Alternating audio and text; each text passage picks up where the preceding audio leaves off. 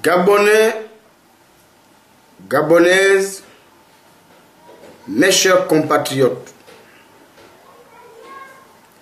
je lance un appel aujourd'hui à Paris, à la communauté internationale et au peuple gabonais,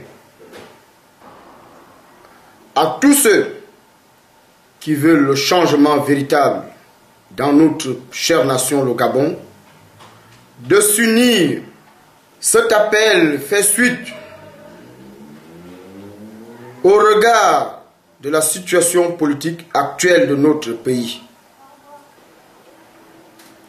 Nous, partisans du changement véritable, nous disons qu'il est temps que le peuple gabonais se mette debout et prenne en charge les rênes de la nation.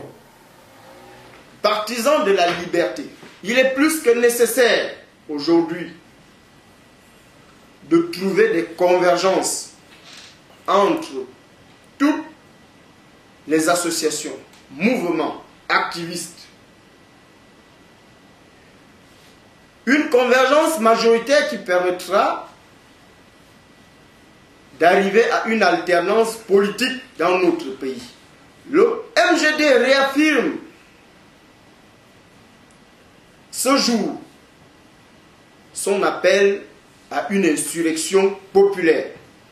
Le MGD propose un plan d'action qui aboutira à des changements profonds. Ces décisions sont d'une importance capitale, car elles vont aboutir à chasser la dictature au pouvoir. Mais ce que je veux dire au peuple gabonais, ce que je veux dire à la diaspora gabonaise, c'est quelque chose de très important. C'est que Madame Patience Dabani, c'est une personne qui peut se résumer aujourd'hui en trois choses. La première, c'est sa carrière artistique. La deuxième chose, c'est le mal qu'elle a fait à l'économie gabonaise. Et la troisième chose, qui est la plus importante, c'est aujourd'hui sa morale. La morale qu'elle inculque aux jeunes Gabonais. Pour moi, je pense que cette morale est aujourd'hui contestable parce qu'elle n'a apporté que des effets négatifs sur les jeunes Gabonais. Mais cette dame n'a apporté que les malheurs aux artistes gabonais. Les preuves sont palpables. Elle a pris des jeunes artistes qu'elle a amenés aux États-Unis. Qu'est-ce qu'ils sont devenus aujourd'hui? C'est des jeunes que je peux dire qui sont presque en train de mendier au Gabon. Lesquels, monsieur le leader? Les 3MJ. Tout le monde les connaît. On peut compter le groupe Vibration. Ils sont où? Nous ne pouvons pas oublier ce qui s'est passé en 1985. Patience Dabani a pillé toute une banque. La banque du Gabon et de Luxembourg. Il y a des familles qui ont perdu des fortunes. Il y a des entreprises qui ont perdu de l'argent. Mais aujourd'hui, personne n'a porté plainte. Il n'y a eu aucune indemnisation. Et comme ça, 25 ans après, tout le monde a oublié. Mais quand on parle de ce fameux concert, on distribue les billets d'entrée gratuitement. Moi, qui suis là, j'en ai reçu. Gratuitement, c'est là. Mais voici ce que j'en fais. Je vous le dis. Moi, voici ce que j'en fais. Voici. Parce que je ne peux pas me prostituer. Et je ne vais jamais me prostituer pour cette maman. Parce que c'est une dame qui a tellement fait du mal au peuple gabonais. Les biens mal acquis sont le produit d'activités délictuelles ou criminelles qui ont permis à la famille Bongo un enrichissement que leurs revenus ne permettaient pas de justifier.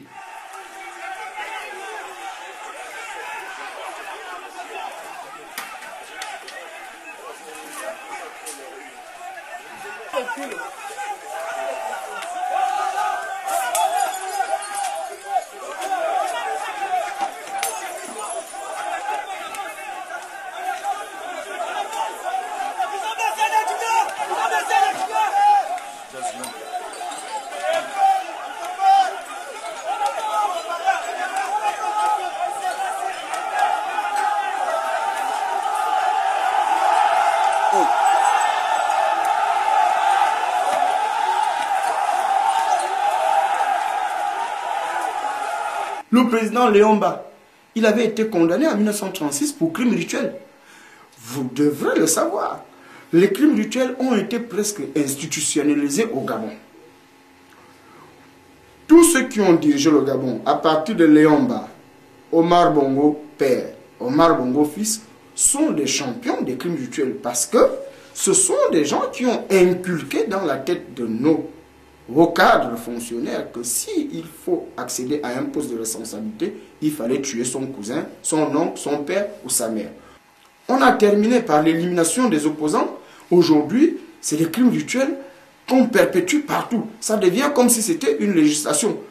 Vous avez vu dans un pays où il y a plus de 60 cas de crimes rituels et le gouvernement ne réagit pas. Où sont les juges? Pourquoi il n'y a pas d'enquête? Pourquoi on ne condamne pas ceux qui sont reconnus coupables? Que les Gabonais comprennent que le système Bongo PDG est un système qui pourrit la vie de tous les Gabonais. Il faut mettre un terme à ce système. Ça fait 4 ans qu'ils sont dans l'illégitimité.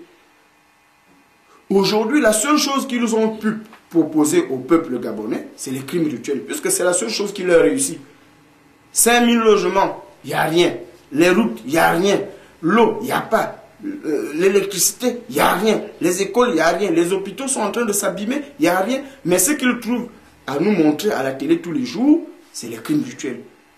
Le message du mouvement Gabon Debout est bien perçu puisque c'est un message clair. C'est un message qui ne souffre pas d'ambiguïté. C'est un message qui s'adresse au peuple gabonais qui fait des revendications saines. C'est un message qui donne l'espoir au peuple gabonais. Aujourd'hui, le peuple gabonais a besoin d'espoir. L'espoir d'avoir un lendemain meilleur. Et c'est ce qu'amène, ce qu'apporte le mouvement Gabon Debout dans la scène politique nationale. Aujourd'hui, le peuple gabonais exige aujourd'hui une conférence nationale souveraine. Le peuple gabonais exige aujourd'hui qu'on réfléchisse sur le mode de gouvernance. Le peuple gabonais exige aujourd'hui qu'il y ait des réformes profondes dans notre loi fondamentale. Que les Gabonais qui entendent, que les Gabonais qui sont avec vous, sachent que il y aura une conférence nationale et ce n'est pas à négocier. La conférence nationale va se faire avec ou sans le PDG, avec ou sans Ali Bongo. Il y aura une conférence nationale souveraine au Gabon. Et vous ne pensez pas que Mme Boranso a quelque chose à dire là-dedans? Mais comment pensez-vous que Mme Boranso puisse dire quelque chose? Elle-même, depuis près d'une dizaine d'années, elle n'est pas dans ses droits. Attends. Il est clairement dit dans notre constitution que le président de la Cour constitutionnelle, c'est 9 ans, renouvelable une fois. Mais ça fait plus de 30 ans qu'elle est là. Vous pensez qu'elle est là comment? Voilà une dame qui doit partir, mais qui refuse de partir. Qu'entend-on par crime rituel au Gabon? Ce qu'il faut comprendre aujourd'hui, c'est que les crimes rituels, ce n'est pas une spécificité gabonaise. Ça se passe partout, en Afrique et dans le monde. Ce qui veut dire que toutes les nationalités du monde sont concernées par ce combat. C'est pourquoi j'invite tous ceux qui sont ici, à la place Tocadéro, à venir avec nous, afin de lutter ensemble. Sans tarder, puisque nous sommes Gabonais, j'aimerais qu'on puisse chanter l'hymne national ensemble. Ne serait-ce qu'un couplet.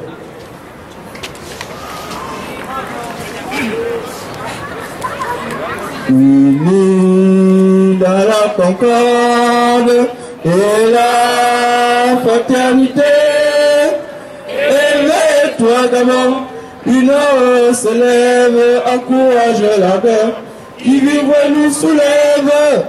C'est enfin notre sauve la félicité, c'est enfin notre sauve la félicité. Je vous remercie. Avant de démarrer, nous allons accorder 1 minute de silence pour tous ceux qui sont partis, pour tous ceux qui ont été victimes de crimes crapuleux, de crimes barbares à travers le monde. Merci pour cette minute de silence.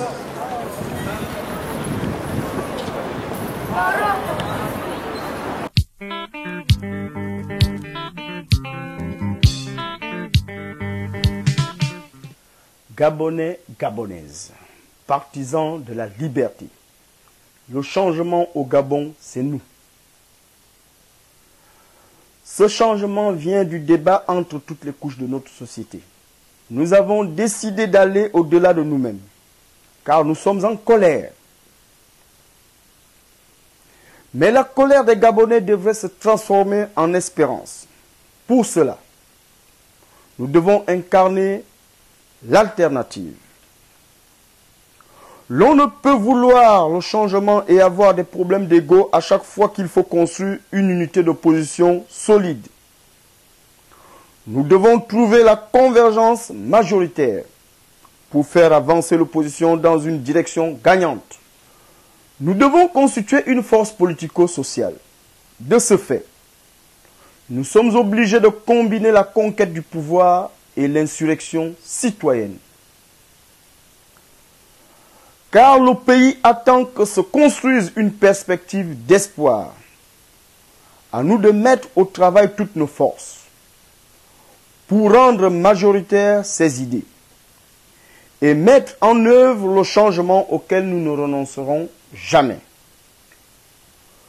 Nous devons combattre la désespérance et permettre à chacun d'être partie prenante de la nouvelle politique de l'opposition.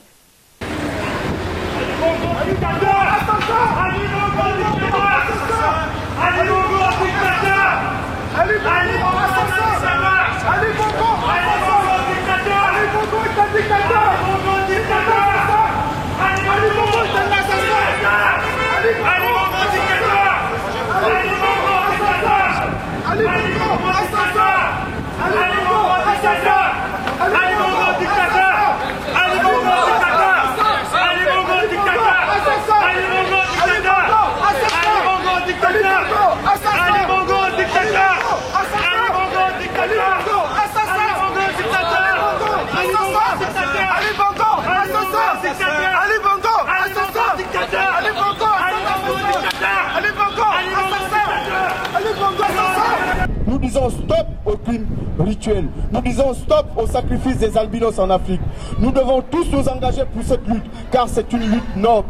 C'est une lutte qui concerne le monde entier, afin d'attirer l'attention de tous les gouvernants, afin d'attirer l'attention de tous ceux qui veulent lutter pour la liberté du monde, pour que chaque individu puisse s'exprimer librement. Nous avons besoin de la contribution de tous. Nous devons nous engager, nous devons agir. Il n'est plus question simplement de dénoncer. Aujourd'hui, il est question d'agir. Il est question de mener un combat noble. Dire stop au crime rituel, stop au crime rituel, stop au sacrifice des albinos dans le monde. C'est cela qui nous réunit aujourd'hui.